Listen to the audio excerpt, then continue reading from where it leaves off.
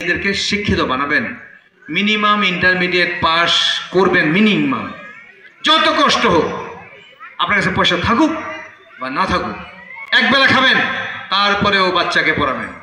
কারণ ভবিষ্যৎ প্রজন্মের জন্য আপনি যদি আপনার সন্তান, আপনার মেয়েকে এখানে বাহার কথা বলবে, আপনাদের শুধু একটা কথা বলতে চাই, আমার প্রতি বিশ্বাস রাখবেন, আমি একজন আপাদ মস্তক সৎ মানুষ, মানুষের কাছে টাকা নিয়ে চলার মতো লোক আমি না, কোনো রকম ঘুষ দুর্নীতি আমাকে ছুঁতে পারবে না। কোথায় কোনো ধরনের বিভ্রান্ত না হয়ে আপনারা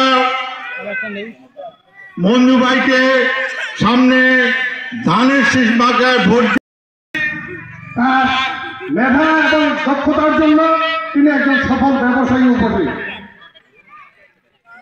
রাজনীতিতে এসে তিনি আরো ছক্কা মেরেছে।